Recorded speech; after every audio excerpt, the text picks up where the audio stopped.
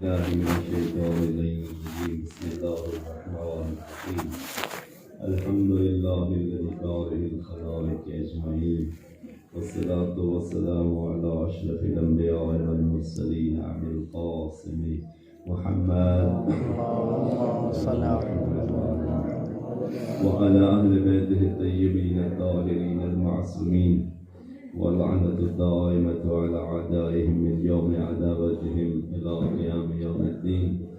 أما بعد فقد قال الله تبارك وتعالى في كتابه المجيد وفرقانه الحميد أعوذ بالله من الشيطان الرجيم بسم الله الرحمن الرحيم من أظلم ممن ذكر بآيات ربه ثم عرض عنها ونسي ما قدمت يداه صلوات پڑھیں محمد وآل محمد کے نام پر گنجائش نہیں ہے آپ کے سامنے جس آیت مجیدہ کو سرنامہ کلام قرار دیا ہے خداوند متعال فرماتا ہے من اظلم، اس بندے سے بڑھ کے دنیا میں کون زیادہ ظالم ہو سکتا ہے؟ یہ دنیا میں سب سے بڑا ظالم انسان وہ ہے ذکر بآیات ربہ، جسے اللہ کی آیات یاد دلائی جائیں ثم اعرض عنہا، تو وہ اللہ کی آیات سے منہ موڑ لے وناسی ما قدمت یداہ، اور آخرت کے لیے اس بندے نے کیا تیاری کرنی تھی سب کچھ اس نے بھلا دیا ہے۔ ان جعلناہ علی قلوبہم اکنۃ ان یفقہوہ وفی اذانہم وقرا، خدا فرماتا ہے یہ کیوں اللہ کی آیات سے منہ موڑتا ہے؟ جب اللہ کی آیات اس کے سامنے آتی ہیں، اسے یاد دلائی جاتی ہیں، یہ منہ موڑ لیتا ہے۔ اس کا سبب یہ ہے کہ فسق و فجور کی وجہ سے ہم نے اس کے دل کے اوپر پردے ڈال دیے ہیں، وفی اذانہم وقرا، اور اس کے کانوں پہ ڈھکن لگا دیے ہیں کہ یہ اللہ کی آیات کو سمجھ سکے۔ لہٰذا یہ اللہ کی آیات کے مد مقابل جب بھی اس کے سامنے اللہ کی آیات آتی ہیں، یہ بندہ اللہ کی آیات کو بھلا دیتا ہے، اللہ کی آیات کو پس پشت ڈال دیتا ہے، اللہ کی آیات کی قدر نہیں کرتا۔ تو اللہ کی آیات کے بھلانے والے کو خدا پہلے ظالم کہتا ہے، اور صرف ظالم نہیں کہتا بلکہ اظلم، سپرلیٹو ڈگری، یعنی سب سے بڑا ظالم۔ کیوں ظالم ہے؟ کیونکہ اس نے جو اللہ کی کتاب کو مقام دینا تھا وہ اللہ کی آیات اور کتاب کو وہ مقام نہیں دے رہا۔ کیونکہ عادل انسان وہی عادل ہے جو ہر چیز کو اس کے مقام پہ رکھے، جو خدا کا مقام ہے اس کو خدا پہ مقام پہ خدا کو رکھے، جو کتاب خدا کا مقام ہے اس جگہ پہ کتاب خدا کو رکھے، جو رسول کا مقام ہے اس کو رسول کو اسی رسول کے مقام پہ رکھے، ولی خدا کا جو مقام امام کا ہے اسی جگہ پہ امام کو رکھے۔ یہ بندہ ہر چیز کو اگر اپنے مقام پہ رکھ رہا ہے تو یہ دین میں عدل کر رہا ہے، لیکن اگر اس نے اللہ کے دین میں دین کی چیزوں کو اپنے مقام پہ نہیں رکھا، جو کتاب خدا سے اس نے ہدایت کا کام لینا تھا وہ نہیں لیتا، تو خداوند متعال اسے پہلا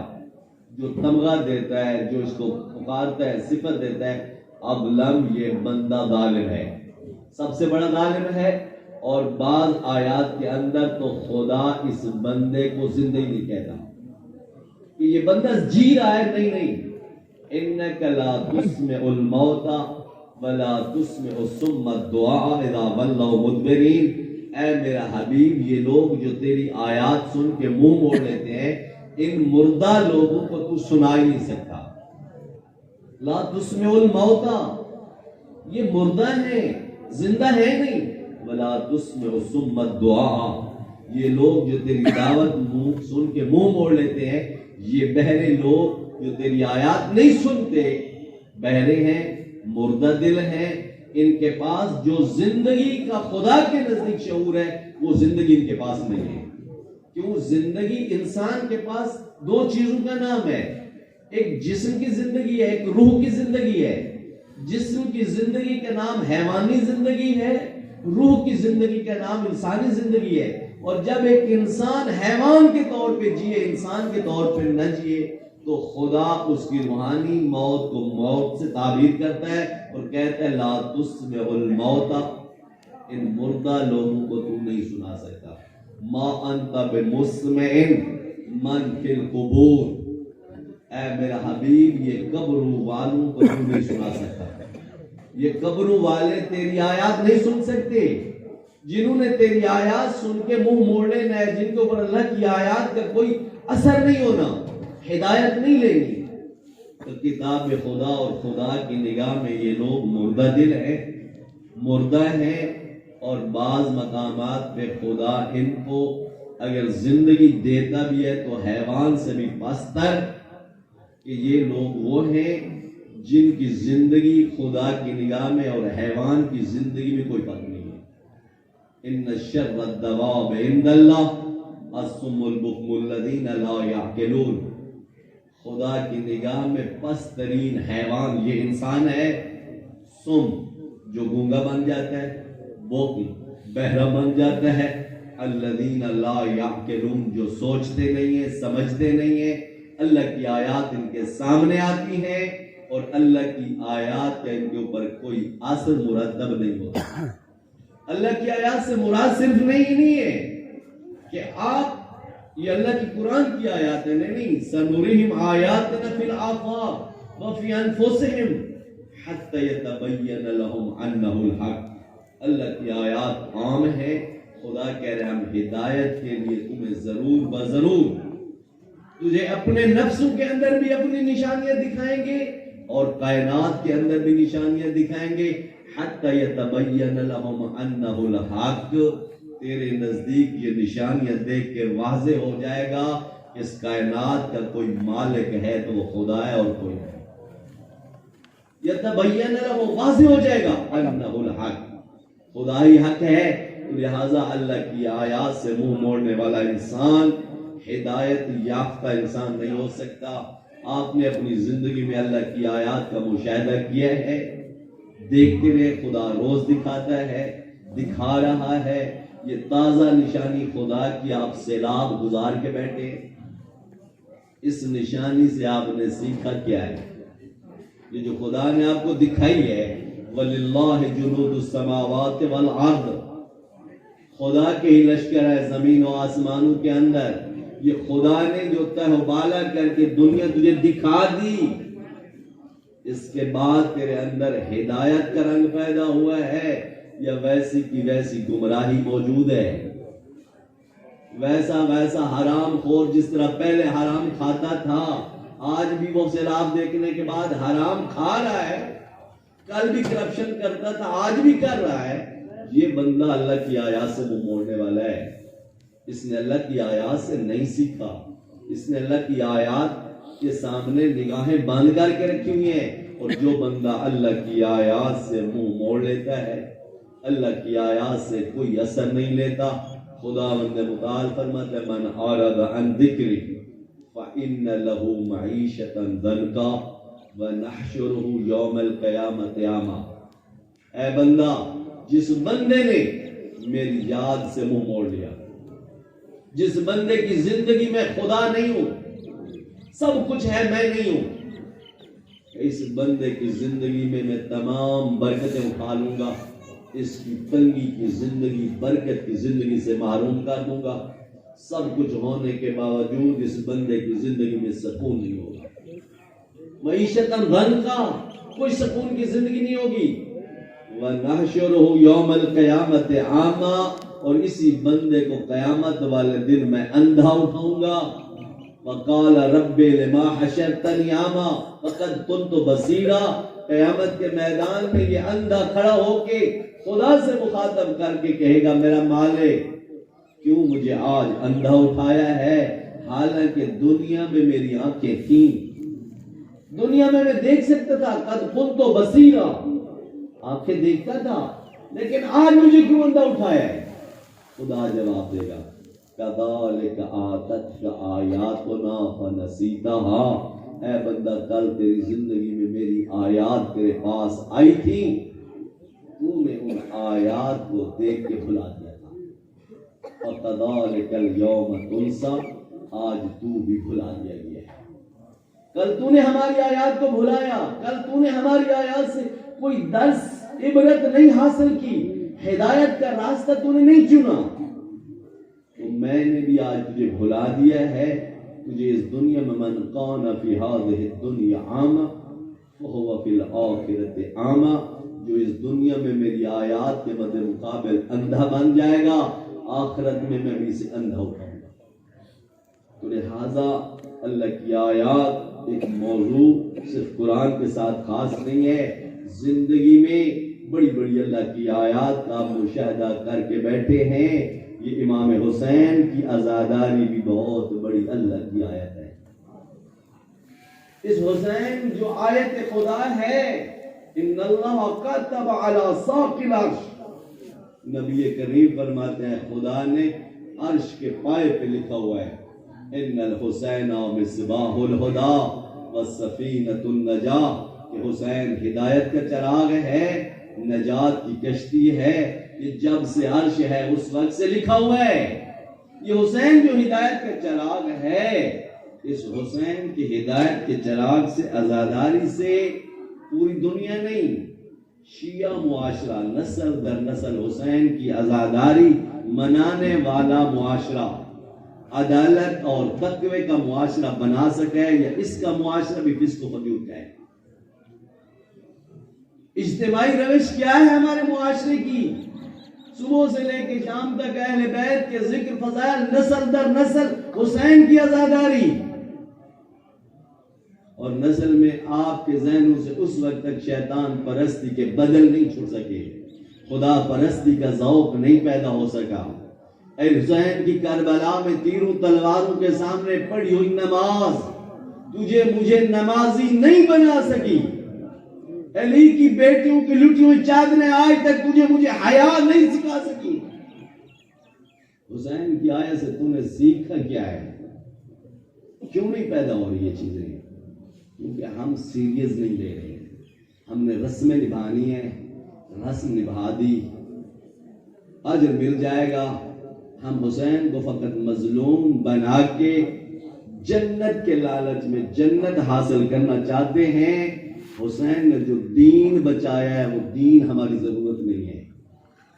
لہذا خدا را اللہ کی آیات سے منہ موڑنے والا بندہ، یہ عزاداری جس کو آج آپ اپنی نجات کے لیے کل کربلا اور اس کے محشر کے میدان میں خدا کے سامنے جا کے اجر کا مطالبہ کریں گے، یہ عزاداری تیرے لیے خدا کے حق میں تیری دلیل اس وقت بنے گی جب تو کل کربلا اس وقت محشر کے اندر جو اعمال نامہ مرتب لے کے جائے گا، اس اعمال نامے کا تعلق کوئی حسین کے دین کے ساتھ ہونا چاہیے،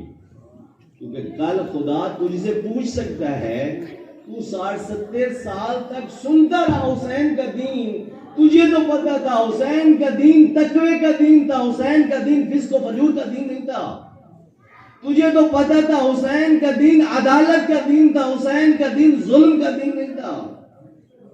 تو اپنے اعمال نامے میں دین میں تقوی اور عدالت لے کے آیا ہے یا فسق و فجور اور ظلم لے کے آیا ہے؟ کیا لے کے آیا ہے؟ لہذا یہ عزاداری بھی اللہ کی آیت ہے، اور اللہ کی آیات سے منہ موڑنے والے لوگ کبھی بھی ہدایت انہیں نصیب نہیں ہو سکتی۔ ہدایت ان لوگوں کو نصیب ہوتی ہے جو اللہ کی آیات سے کچھ سیکھتے ہیں، اللہ کی آیات سے سیکھ کے عبرت حاصل کر کے اور زمانے کے اندر ان آیات کی تاثیر اپنے نفسوں کے اندر مرتب کرتے ہیں۔ لہذا خدا را دوسروں سے شکوہ شکایت اور ان کو اہل بیت کی طرف بلانے کی بجائے شیعو اپنے فرائض پہ عمل کرو۔ اہل بیت کا دین جس مقام پہ علی اور اولاد علی نے اس دین کی بقا کی جنگ لڑی تھی، خدا کی قسم آپ کا منبر محراب آپ کی ثقافت اس مقام تک پہنچی نہیں ہے، خدا کی قسم نہیں پہنچی۔ جہاں علی نے دین کی بقا کی جنگ لڑی ہے، جہاں اولاد علی نے دین کی بقا کی جنگ لڑی ہے، وہاں اب تک ہمارا نہ ممبر پہنچا ہے نہ محراب پہنچا ہے، راستے میں ہے، سفر ہی مکمل نہیں ہو رہا۔ وہ عبودیت اور بندگی خدا کی دی جنگ ہے۔ آپ کے سامنے آج جتنے دین کے ایک نمونے ہیں، کل علی کے سامنے اس سے بڑھ کے بڑے بڑے نمونے تھے، عام نمونے نہیں تھے۔ اب المومنین کہہ رہے ہیں انی بولی تو بعربین، میں علی کا امتحان 4 بندے بن گئے، اور یہ 4 بندے علی کے سامنے آئے ہیں تو وہ عام بندے نہیں ہیں۔ اس وقت کی اسلامی شخصیات، کسی محدث کا کلام نہیں، کسی مورخ کی روایت نہیں، مولا امیر کا اپنا کلام، انی بولی تو بعربین، جنگ جمل کی تیاری ہو رہی ہے، کہ میرا امتحان یہ 4 بندے بن گئے ہیں۔ پہلا بندہ زبیر ابن العوام، اشجع الناس کا پہلا بندہ جو علی کا امتحان بن گیا ہے، زبیر ابن عوام سگی پھوپھی صفیہ کا بیٹا ہے، اور مولا فرما رہتے ہیں اشجع الناس، یہ بندہ لوگوں میں سب سے بڑا بہادر ہے، بہادر ترین بندہ علی کے لیے جو امتحان بنا زبیر ابن عوام۔ نبی کریم فرماتے ہیں لکل